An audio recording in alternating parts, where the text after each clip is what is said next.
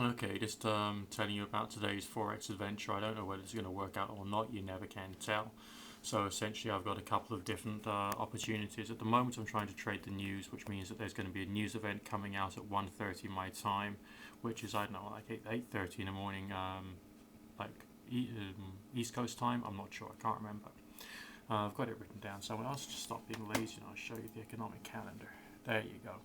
Number of bulls is how important it is. So we got this event coming out 1:30 BST or British Summer Time, and there it is, which is the initial jobless claims, which has a previous value of 326,000 and a new value of 336,000 or a estimated value. So if it's higher than that or lower than that figure there, then that's essentially what's going to change the news.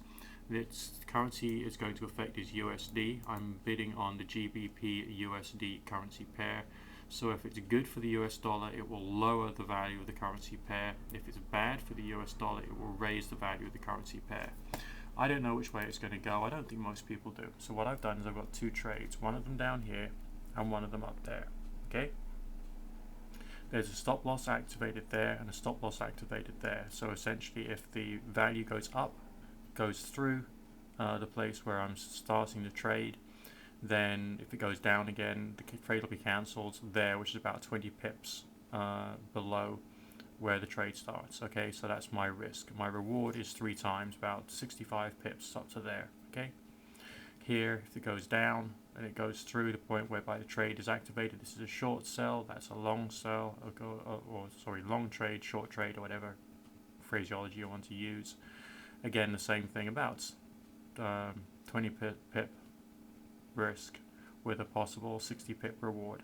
Okay, on both of them I've got a trading stop activated, which is a 20 pip trading stop, which means that once it's gone a third of the way, then the stop will move downwards. So essentially I will be, reducing the risk progressively as the value carries on changing, and we'll see how far it goes. Now essentially the reason I've got distance between where the values are at the moment and where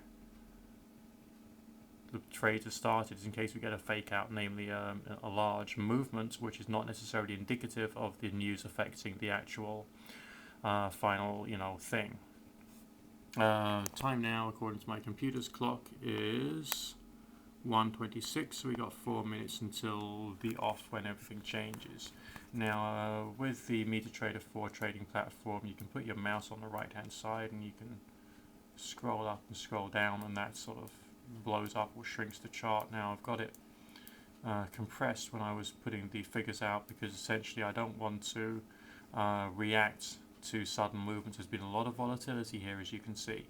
This here is a Bollinger Band up here, that's the top one, that's the bottom one, and when they're broad that means volatility. Okay, there's a middle Bollinger Band as well, and often between the middle one and either the lower or the higher, that can act as dynamic support and resistance at times. Okay, support being the lowest it goes, resistance being the highest it goes, on whatever time frame you're looking at. And this right here is the 1 minute chart, that's the 5 minute chart, and that's the 15-minute chart. Okay, still rather a lot of volatility, so that's a bloody good reason why I've got distance. Now essentially, if there isn't sufficient movement as a result of the news itself to trigger the trades, it doesn't matter, I won't have lost any money. Okay, so I lost a fair chunk yesterday, so maybe I'll make it back today, maybe I won't. Fortunately with markets.com, it's kind of like limited risk, so essentially I shouldn't lose more than the money I put in, so my bank account won't be in jeopardy, unlike with other spread betting providers in which you might actually lose more than you put in, and then things can get pretty scary, because like you can end up bankrupt or with like £1 million debt or something stupid like that. The only other spread betting provider I'm using at the moment is one called FinSpreads, which is owned by City Index. City Index are good, but actually using the actual City Index system means you don't have the risk protection that FinSpreads provides you with, but the interface on FinSpreads is crap. So there's always some negativity you might still have to deal with. So we'll just wait and see what happens. So This is where it gets exciting. Remember, if the top trade gets activated, I'll cancel the bottom one. If the bottom one gets activated, I'll cancel the top one. If neither get activated, I'll just say screw it and close both of them down, and it just won't be a loss, okay? Yeah, sure, this is still work. This is still my work. I'm still a self-employed person looking for more ways to make money, because essentially that's what a self-employed person does. But one important thing is to not get yourself too stressed about anything, okay? Lot sizes I'm doing today is 0.04, which is, for what I'm used to, it's comparatively large, but it's not the largest lot size I've dealt with so far. Sometimes I do really well, sometimes I do a little badly. You got to take the rough with the smooth. Some YouTube videos by spread bettors say that yeah, you can quit your day job and just do just do trading. I think that's a very stupid way of talking to people, because there's tons to learn in this stuff, okay? I mean, you look at those squiggly lines down there. Do you know what they mean? No, of course you don't. Alright, but if you were to just rely upon the indicators, you would say that, because of the value of the stochastic at the moment, we'll probably be going for an upward movement, because it's reaching oversold, therefore there may be more buying coming out. That would make a lot of sense. That's if we were just working purely upon technicals. Technical analysis, namely chart analysis, as opposed to fundamental analysis, which is based upon the news. So I'm hoping is that the news event, when it comes, which is going to be very soon, okay, my clock is a little fast, it says 1:30 down there, okay, but when it comes, that'll hopefully make me some profit. We'll just see how it goes. Remember, I'm just recording this live the way I do any of my other YouTube videos, so this is the exciting moment. Today's date is the 8th day of the 8th month, year of our Lord 2013. Oops, there's something happening there. I'm looking at this on the 15-minute chart. I mean, if I looked at it on the 1-minute chart, I'd be having a heart attack. That's why I don't use the 1-minute chart all that much, although it can provide a bit more quality of information about market movement sometimes. Okay, we've got a black candle going up. Black is the bull candle. Bull meaning going up, bear meaning going down. Still a very small movement. I don't know what's happening here, whether this is going to be good enough to actually make a sale or not. I mean, make a profit. Is it suddenly going to shoot up, or is it just going to bimble around about the same bloody position, doing nothing and not making any money for me? I don't know. Hey guys, I'm learning this too, okay? There's a little bit more movement.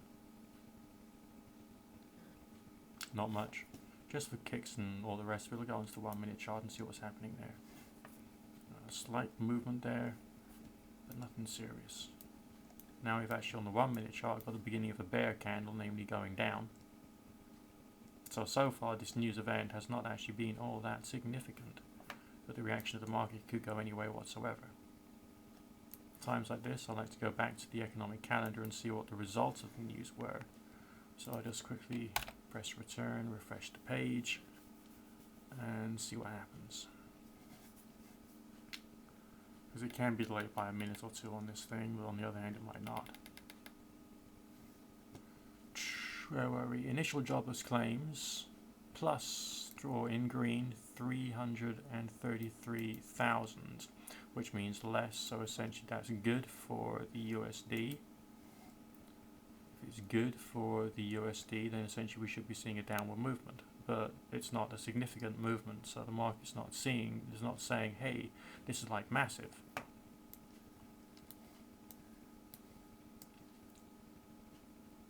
I mean, yeah, we got a big black candle there when we really magnify the chart, but that would be a dangerous place to start putting my trades because of the possibility of what we call a fake out. So I think today it's going to be a hide into nothing situation. It's a question of nothing happening at all and not worthwhile worrying ourselves about. Okay, so I've won no money today, but I've also lost no money. So, is that a big issue? No, not really.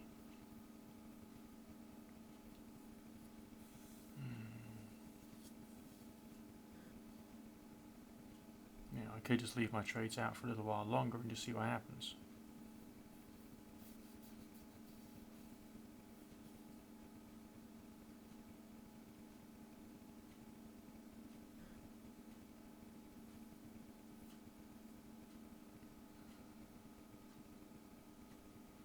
what the hell? I don't think anything's going to happen here.